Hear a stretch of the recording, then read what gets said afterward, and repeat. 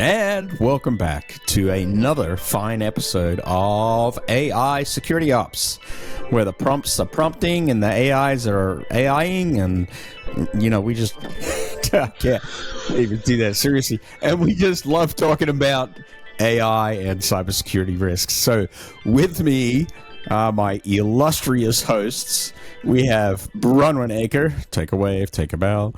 We have Derek Banks, and we have Brian Ferhman. Today, on this episode, we are going to talk about the ever-increasing risks of agentic AI, which, like, just saying the words makes me a little freaked out, because agentic, I mean, what the heck is that? I keep thinking about neighborhoods and getting geriatric when I hear agentic. I don't know why I think about that, but anyway, let's define some terms. What exactly is agentic AI? And there's been a little bit of confusion here, so I think Derek Banks loves talking about this, so I'm going to throw this one to Derek Banks. Well, I think that it probably means slightly different thing to a couple of different people. I know back in February, I heard at our conference, I heard someone describing an AI agent as essentially another AI that one AI is sending data to. I was like, well, what about if you bolt on functionality, like, the ability to do web searches or run Python code or this whole MCP server, mess? Like, isn't that really what an agent is? And they're like, well, yeah, that too. And I'm like, well, it'd be nice to define things. Words mean things. And so to me, an agent is bolting on some kind of functionality to get the AI closer to data or to introduce new data to it. So that way you're not always uploading it and putting it like, in a RAG database or something like that. That's what I consider it to be. Right. But so y'all might have a slightly nuanced, different answer than me. Okay, but I always want to go back to fundamentals a little bit. It's like, so we dove into this world of AI LLMs, and we all got excited, and we learned to prompt a little bit, and then we learned to prompt some more, and then we got really excited, and we wrote really big prompts, but all of that was just text in and text out, right? And we all know on this panel on this fabulous podcast that AIs are really giant text processing animals that understand natural language processing, and they understand semantics and context, and they're able to do really intelligent things. But when you put out that text, where does it go? Okay, well, it goes to another human who reads it and presumably does something with it. And that's all a really long way of me saying, when we start bolting on agents or introducing this agentic concept,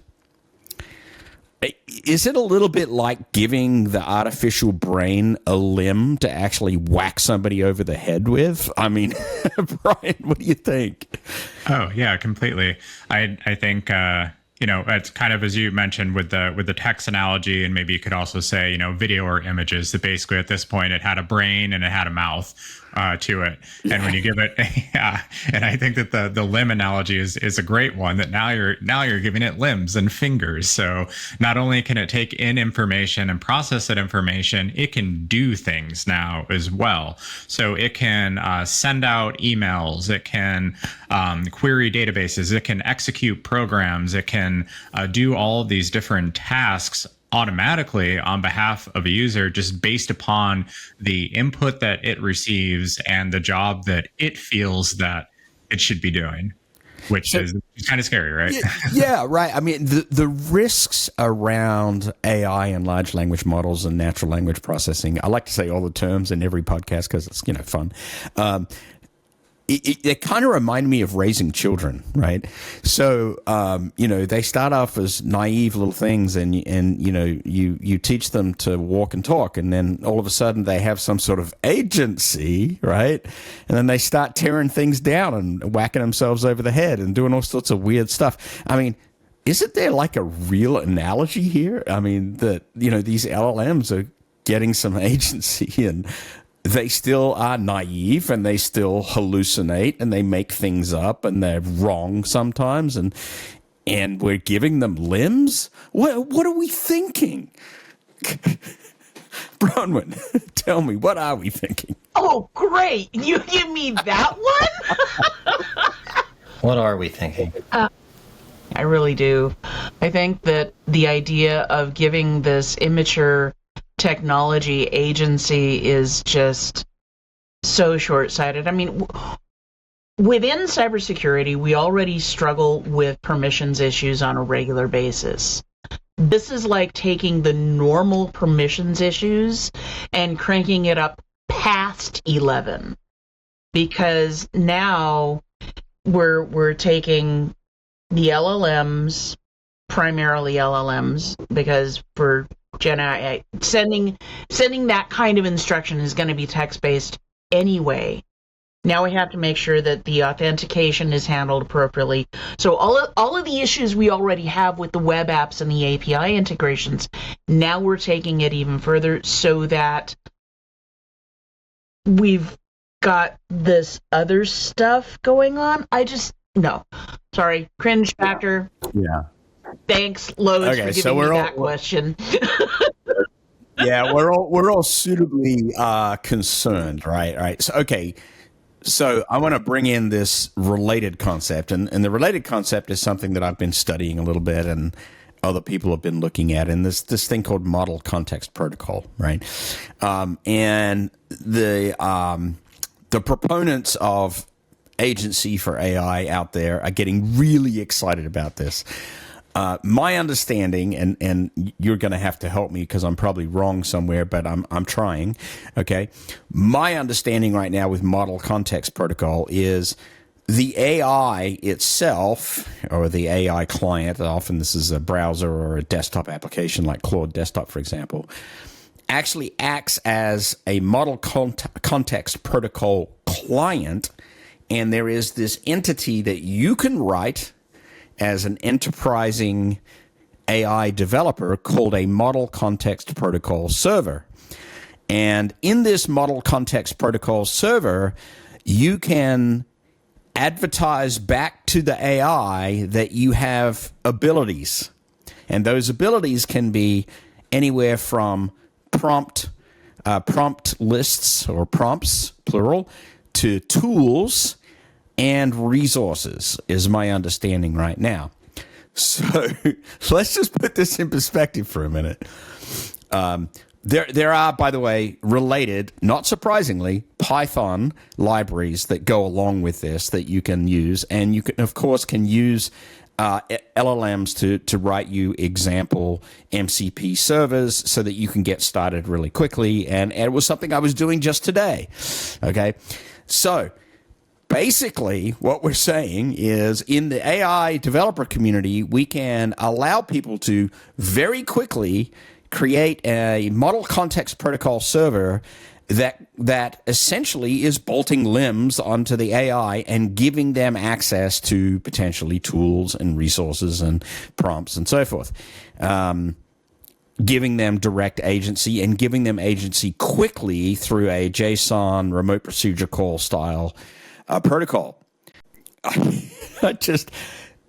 Everything about me says this is a really bad idea. Well, that's not true. I know there's a part of you that says it's a good idea. Nothing ever goes wrong with JSON. What are you talking about? So where did I did have one comment. MCP, you're sure it isn't Master Control Program? No. I think your description of MCP was spot on. It's just that you said that you completely think it's a bad idea, and I disagree with that because I think this is the beginnings of you automating your entire job for retirement. So this is totally true. on and I am going to automate myself. I totally am. But yeah. So Derek, tell me. Tell me as a security professional, now that we've opened up this massive operational capability to bolt on agency to things, what do we need to be thinking about here?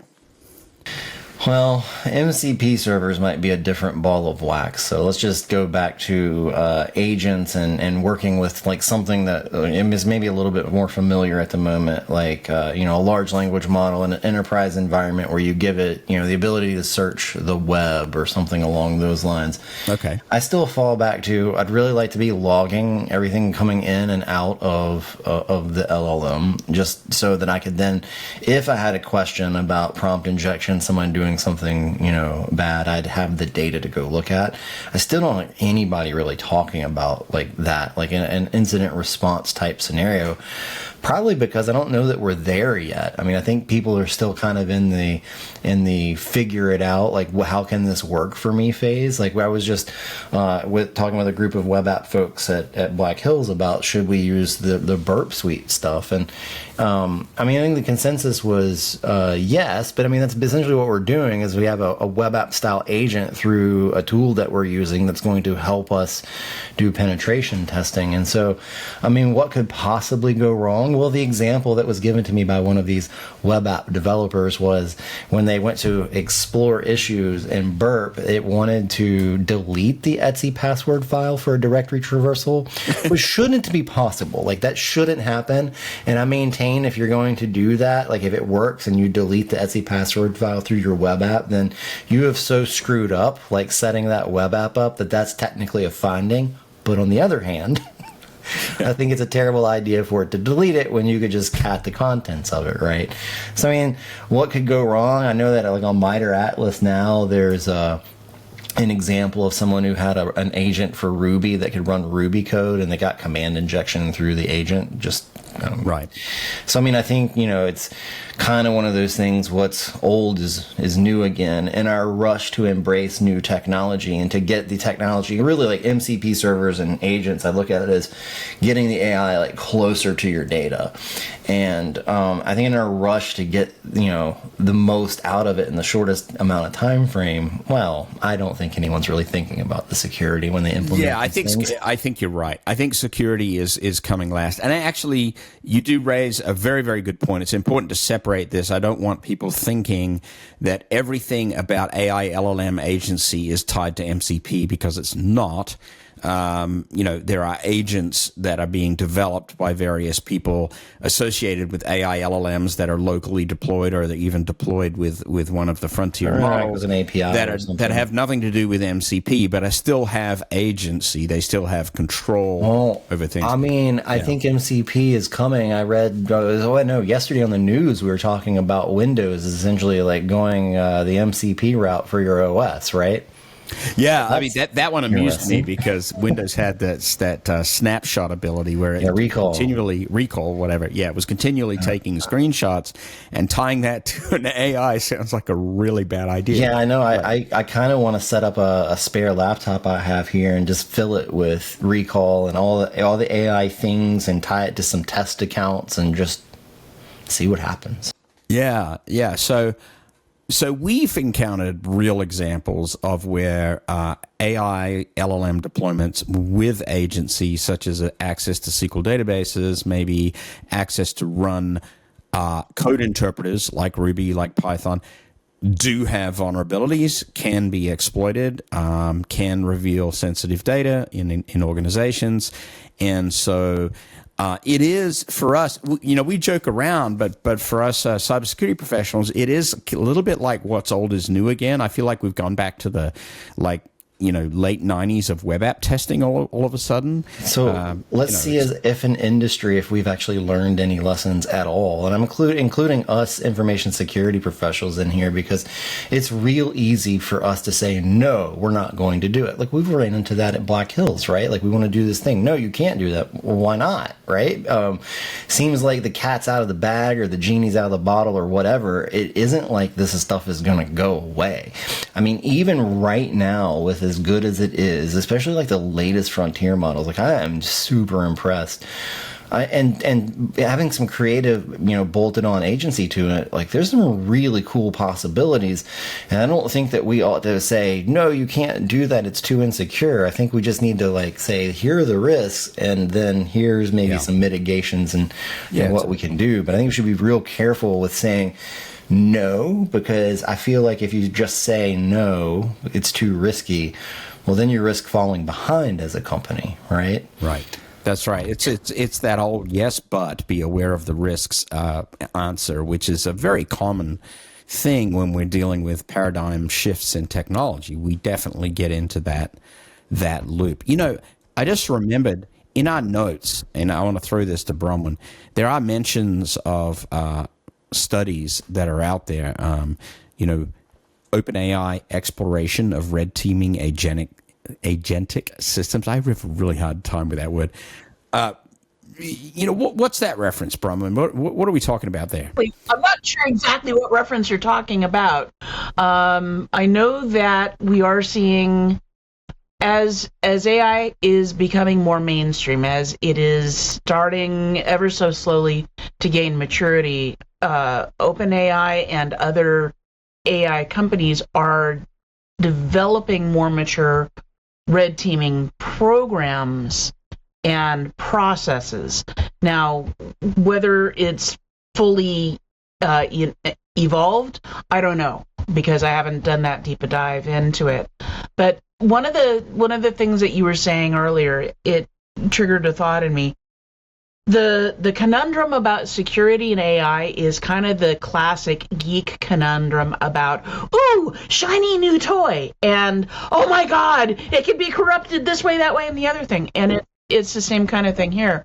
But what I am seeing in the literature I'm reading, in the news updates that I'm getting, is that OpenAI, OWASP, other organizations and individuals involved are definitely trying to develop standards for red teaming all kinds of AI, primarily the Gen AI, LLMs being at the top.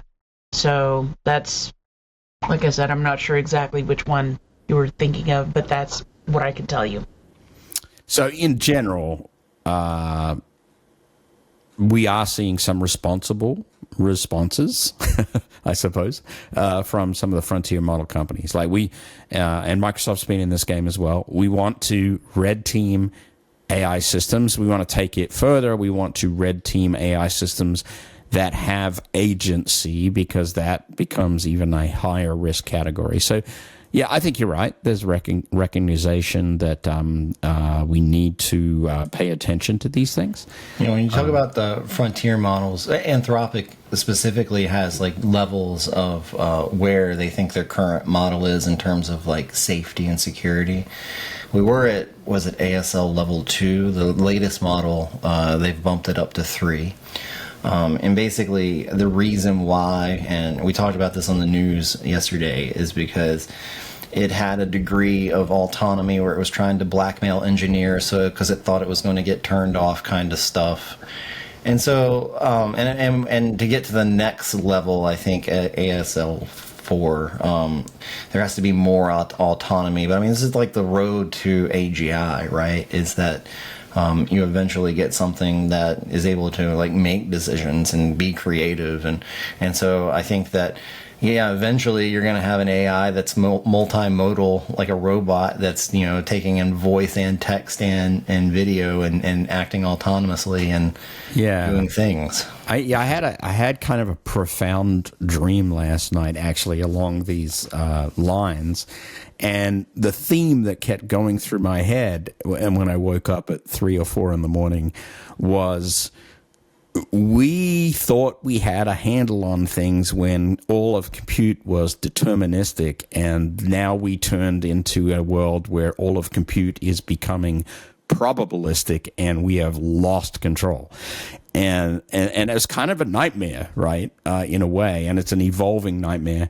And the key word there is probabilistic and independent, you know, decision making, and the road to artificial general intelligence that you're speaking of. I want to throw this question to Mr. Ferhman because he hasn't got to talk enough. So, and this question is going to be the security risks and implications. In particular, what about supply chain vulnerabilities in terms of agentic supply chain, agentic systems?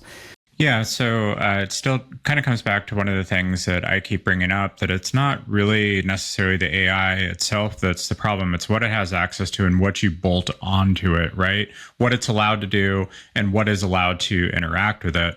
And so, talking about supply chain issues, maybe there are different plugins that it has access to or can interact with this AI that have vulnerabilities within those plugins, or somebody compromises the plugins that are used by these different agentic AI systems. Well, now a vulnerability has been introduced. I mean, it's similar to people poisoning Python libraries or putting out malicious things on PyPy, compromising GitHub repos, all these different things where there might be different programs that are relying upon these, and that supply chain gets compromised, and now we've just introduced another vulnerability to it. So it's still the same issues really that we've seen elsewhere. You just need to be careful of what you are hooking up to your system and ensuring, taking steps to ensure the integrity of it, keeping up on, has there been a breach or an exploit, and making sure that you're kind of keeping up to date with all of those concerns.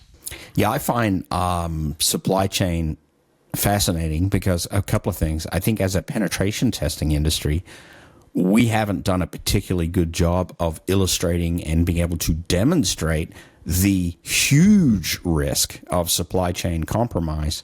And I think we struggle with how to do that. And it's pretty simple. It's like, what am I going to do as a pen tester? Am I going to go compromise a supply chain? I mean, you can't do that without getting into significant problems, right? That sounds like a Computer Fraud and Abuse Act violation there.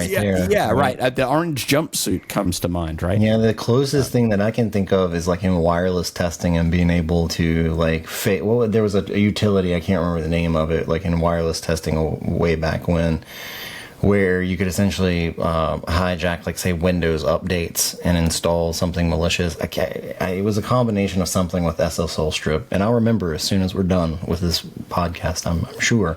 Yeah. But that's the closest thing I can really think of, because we do have those limitations that actual bad guys don't have. So yeah. The tragic part about that is the deeper the tech stack gets, and it's getting deep, the supply chain side is more and more interesting from a risk perspective to be able to illustrate those things. And we do, as an industry, need to focus on that. And I kind of see an opportunity with the model context protocol where we can probably pretty easily illustrate that, because it's loosey-goosey enough right now. Yeah. Well, I mean, there's already been examples of open source AI tools that have had people try and push malicious stuff into the repo. Like that's happened. And so I think there's a lot of AI hype at the moment, and I just think that, I mean, I'm certainly guilty of this, but just blindly installing tools with pip is probably not, as root, is probably not the best idea ever, even though I know I do it.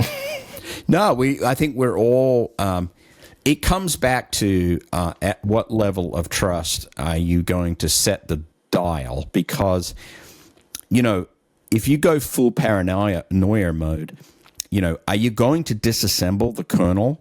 Are you going to read the entire source code of a C compiler? I mean, where are you going to set the dial? And that's the challenge here, because, we all have to set some level of trust. I mean, we're trusting, Apple's Mac OS kernel. We're trusting Linus Torvalds and his Linux kernel. There's levels of trust that go deeper and deeper and deeper, and it turns into a cognitive dissonance problem. And eventually, if I kept thinking about it too much, you'd probably have to lock me away and have people talking very kindly and slowly to me, because it's really difficult. Good reasons why I drink. Yeah, there's a reason why I do. I mean, it is really difficult, and the more you get into this industry, the more you know about the depth of that technology stack, and the more you have taken it apart, and I have taken it apart a lot, the scarier it is, right? The more paranoid you become. And and that's when you. I think the best advice that we all take is it's time to go outside and lay down in the grass somewhere and just take a minute and just relax, because, wow, it gets super scary. All right, hey, you know what? We're getting into the weeds. Mitigation strategies. Let's talk about mitigation strategies. Okay, so we have AI LLMs. We're very excited as an organization. We want to deploy them. We want to bolt them to our Active Directory. We want to bolt them to our SQL databases. We want to give them all kinds of agency in our organizations. How do we mitigate some of these risks? Can we mitigate these risks? I think we can. I think what I'm seeing in terms of the industry trying to refine, revise, and standardize benchmarks, trying to develop consistent standards for red team, for black box and white box style testing, being able to create ways of mapping how this impacts the attack surface for an individual, a small business, or an enterprise organization. These things are going to continue, and what I think we're seeing more than anything else is that AI LLMs is magnifying vulnerability issues that are already present. So it's not like we don't know how to do this stuff. What we're doing is having to apply it to a new set of implementations, a new set of opportunities for malicious actors to do bad things. Yeah. Here's Sorry what for Big Ben in the back. this is where, and lovely clock that you have there, but this is where I'm going to, lean in and say that I'm a huge fan of Derek Banks on this. What's missing and what is bothering me significantly is none of our customers that I've spoken to and nobody in the current deployment world is talking about what I call the video camera. Detailed, granular logs of what is happening and when it happened. And I'm just not seeing discussions around that. I don't know why. Derek or Brian, any comments? I think, my take is this is the beginning of how the sci-fi dystopia universe starts. No, I'm kidding. I just think it's also new, right? Like it's bright, shiny, and pretty, like Bronwen was saying. And I mean, it's easy for me to say that, exactly what you did. I don't see anybody talking about it, but in all fairness, like when we would do an incident response and it would involve like any kind of application server, 9 times out of 10, they weren't logging what the web server was doing to a central location anyway. And so is it specific to AI? Probably not. But you teach a class on incident response foundations. Like, what do you need to do? And I say this in the class. If you have important applications, you definitely need to put the logs somewhere. You may never need them, but you should have them if you do. And so I feel the same way here. Is I just think that if it were me and I was running a team that was asked to, like, how do we mitigate some of this stuff? Like I would start there. Like, let's collect the data and then we'll move on from there. And I think there are more mitigations, and I'll kick it over to Brian to talk about, guardrails and stuff like that. Well, okay, but before we go there, in the logging area, I think maybe, and this is speculative on my behalf, but we're just speculating here anyway, there are concerns that are privacy, ethical, moral, legal concerns, probably, sure, around logging everything that is going in and out of an AI LLM system, because sometimes these are conversations that are maybe even quite personal, or maybe even legally protected in nature. But yeah, I mean, there could be regulations. I mean, I think you still have that with other log file types too. I think that's when we get into data retention. Yeah, I mean, that's a case by case basis, in my opinion. Like, so for example, let's say that we're an organization, outside of AI, and we wanted to do break and inspect at our gateway for traffic coming and going. Well, do we have to worry about HR and HIPAA and stuff like that because people have a right to privacy, right? Even if they're on your network, they still have, you can't see that data and you don't want to. So what do? Do you make exclusions?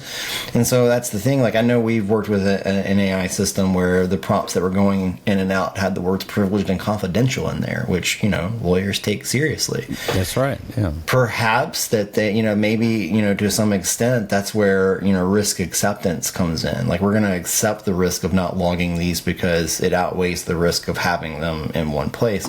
So I think it's a case-by-case basis. But again, you're right. I think that it's easy for me to say it, and a lot more difficult for folks to actually do it.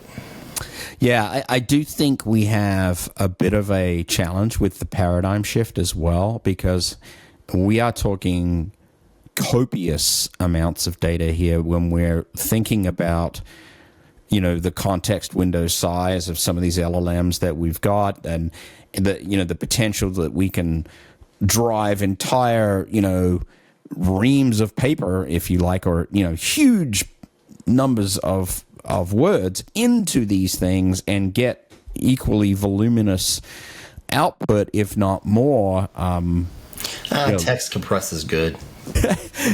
There's going to be a lot there in those log objects, but you're right, it does compress. Again, I still think that that's not a new problem either, right? Like, in our SOC, we log network traffic and we use Zeek, and last time I checked, I haven't been in the SOC for a bit, but last time I checked, we were ingesting like 8 terabytes a week of just network logs. So yeah, I think storage does end up being a concern, but if we're talking about like in an enterprise and like a bespoke type of, agent type situation where it's doing a thing and it's important to the business, I think that the storage cost is fine. Yeah, I think, you just do it. The next problem is, how do you actually analyze it when you need to get back to it? And I've got the answer. That's another episode. Yeah, we use an LLM for the log analysis. Okay, Brian, talk about mitigations in terms of guardrails. Yeah, sure. So one of the things that companies can look into is putting guardrails into place that can look for things like prompt injection, or basically just looking for odd behaviors of ways that people are trying to interact with the LLM itself. There are fine-tuned models that are out there that are specially designed to pick up on this behavior, kind of like a weird firewall. I think people are starting to call these AI firewalls, basically, but just these layers that you put not only on the input side but also the output side as well, to see is there information coming back across that really shouldn't be there, and trying to kind of detect it at that level. So I think those things are all good and well. I think, as with any other security approach, it's all about layers. It's all about layering it, right? There's probably not going to be any one solution that you take that's going to be bulletproof. But certainly on top of the guardrails, then it's, I think, kind of as Bronwen was alluding to, we still have a lot of the traditional issues and vulnerabilities. So we need to be looking at principle of least privilege. Don't give it access to anything and everything that's out there. Limiting who actually has access to it. And also, and especially in the case of agents, looking at what are you actually allowing it to do? And are you okay with if it makes the wrong decision and does the wrong thing? What are the implications of that? Because at some point, companies need to be considering putting a human in the loop, like without a doubt. I mean, you can think of the AI kind of like an apprentice tradesperson, right? Like, you don't just let an electrician go ham on a house and call it a day, but like when they just started working on this trade, right? And I think AI is very much still kind of in this apprentice, like journey person level, where they need oversight before they can make some of these executive decisions on these different actions, to make sure that we don't have huge fallout if they make the wrong decision. Yeah, I love that analogy. It's almost like the organizational contractor policy. These people have a role-based access that's limited to certain things. That's all they can do, and that they shall not go out of that box. I think we certainly need to consider those kinds of things, and I hope organizations are doing so. But there's going to be a counter reaction to that too, right? Joff, was it you who used the analogy of how AIs are kind of like interns? They may do miraculous stuff. I actually used that in a talk that I gave last weekend, and it's such a beautiful analogy. It really captures that essence. Yes, they can do amazing things, and they require adult supervision. Yeah, that's right. That's right. I'm just happy they've gone from smart high schoolers to interns. Yeah. So, all right. What a fun time we have with all of this. So let's wrap it up. I think. So key takeaways, right? Bolting agency onto AIs is very, very attractive to us, right? It's very powerful. It's something that is highly desirable by a lot of organizations, but we know it's vulnerable. We know we still have the same kinds of problems that are associated with AIs that precede this. These things like jailbreaking and prompt injection, etc. What, in my opinion, bolting on an agent to an AI does is it acts as an amplifier for those existing vulnerabilities, a potential amplifier. So I think we're going to have to evolve, and I think we're just early in that evolution cycle. Any other thoughts on that? Yeah, I think the other thought would be is that once you have your system in a beta or a test phase, to have someone like us or some other firm that offers it to do a thorough, in-depth, call it a red team, a security assessment, whatever you want to call it, to just poke at it and see what falls out. Because as we've mentioned a couple times on the episodes of this podcast, like in the short time we've been doing it here at Black Hills, we've already found some real interesting things. Yeah. Highly recommend having somebody look at it, a third party look at it. We would certainly be happy to do that. But there are others that are in the business as well. But absolutely, you need somebody that's not got that invested operational interest, somebody that's just looking at it purely from a security risk perspective to take a shot at seeing if you can misguide the child, as I like to say, and we often can. And then with agency, what's the impact, right? Measure that impact. All right, so if you have any additional feedback for us, please do submit your comments, etc. I hope you enjoyed this episode. And as I like to say, I'm going to wrap it up. Keep prompting and be safe out there, everybody.